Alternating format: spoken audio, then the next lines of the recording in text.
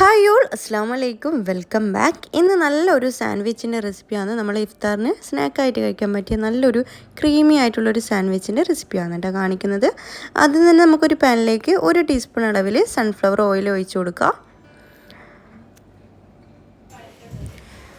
ഇനി ഇതിലേക്ക് ഒരു മീഡിയം സൈസുള്ള സവാള അരിഞ്ഞിട്ട് ചേർത്ത് കൊടുക്കുന്നുണ്ട്. ഇപ്പോൾ സവാള വഴച്ചെടുക്കാൻ വേണ്ടിയിട്ട് ആവശ്യത്തിനുള്ള ഉപ്പും കൂടി ഇട്ട് കൊടുത്തിട്ടുണ്ട്. പിന്നെ 1 ടീസ്പൂൺ കുരുമുളക് പൊടിയും കൂടി ചേർത്ത് കൊടുത്തിട്ടുണ്ട്.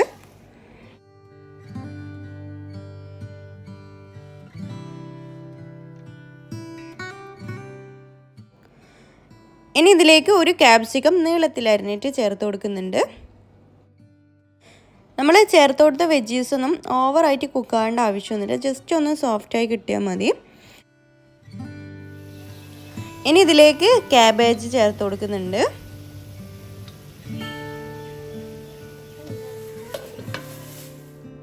പിന്നെ ഇതിലേക്ക് നമ്മൾ വേവിച്ച് വെച്ച ചിക്കനാണ് ചേർത്ത് കൊടുത്തിട്ടുള്ളത്. അപ്പോൾ ഉപ്പും കുരുമുളകും മാത്രം ഇട്ടിട്ടൊന്ന് വേവിച്ചെടുത്ത ചിക്കൻ ഒന്ന് ഷ്രെഡ് ചെയ്തിട്ട് ഇതിലേക്ക് ചേർത്ത് കൊടുത്തിട്ടുണ്ട്. ഇനി വേറൊരു പാനിലേക്ക് 1 ടേബിൾ സ്പൂൺ അളവിൽ ഓയിൽ അല്ലെങ്കിൽ ബട്ടർ ചേർത്ത് കൊടുക്കുക. പിന്നെ ഇതിലേക്ക് ഒരു 2 ടേബിൾ സ്പൂൺ അളവിൽ മൈദ ചേർത്ത് കൊടുക്കുന്നുണ്ട്. എന്നിട്ട് മൈദ നന്നായിട്ടൊന്ന് കുക്ക് ചെയ്തെടുക്കാം. മൈദൻ്റെ ആ പച്ചമണമൊക്കെ മാറി വരുന്നവരെ ഒന്ന് കുക്കാക്കി എടുക്കാം.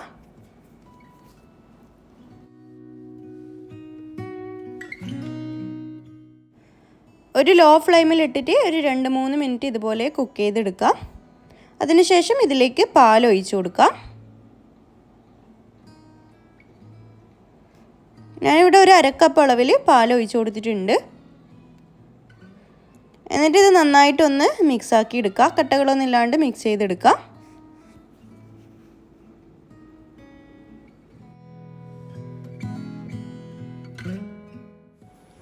ഇനി ഇതിലേക്ക് 1/2 ടീസ്പൂൺ അളവിൽ കുരുമുളക് പൊടിയും അതുപോലെ ഈ സോസിന് ആവശ്യമായിട്ടുള്ള ഉപ്പും കൂടി ചേർത്ത് കൊടുക്കുക.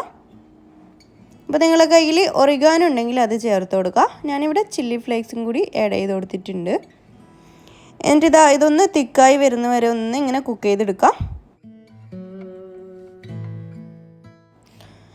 ഇനി ഇതിലേക്ക് നമ്മൾ നേരത്തെ റെഡിയാക്കി വെച്ച മസാല ആഡ് ചെയ്ത് കൊടുക്കുക.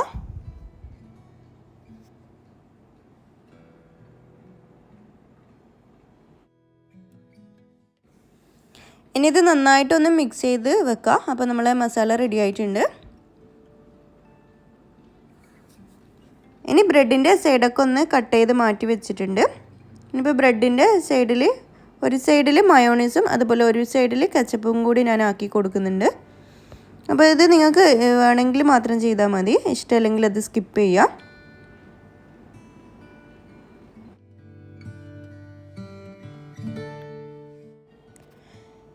ഇനി ഈ ബ്രെഡിലേക്ക് നമ്മൾ നേരത്തെ റെഡിയാക്കി വെച്ച മസാല ഇതുപോലെ വെച്ച് കൊടുക്കാം.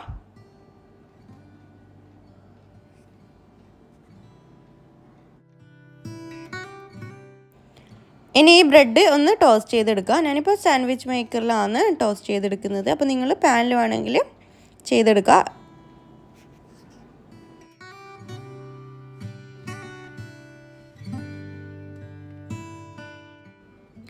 ഇതുപോലെ 2 സൈഡും ഗോൾഡൻ ബ്രൗൺ ആവുന്നവരെ ഒന്ന് ടോസ്റ്റ് ചെയ്തെടുക്കുക. ഇത്രയുള്ള നല്ല സിമ്പിളായിട്ട് നല്ല ടേസ്റ്റി ആയിട്ടുള്ളൊരു സാൻഡ്വിച്ചിൻ്റെ റെസിപ്പിയാണ്. എല്ലാവരും ട്രൈ ചെയ്തിട്ട് ഫീഡ്ബാക്ക്സ് അറിയിക്കുക. ഇനിയും നല്ല റെസിപ്പീസൊക്കെ ആയിട്ട് വീണ്ടും കാണാം ഇൻഷാ അല്ലാ. Thank you, by.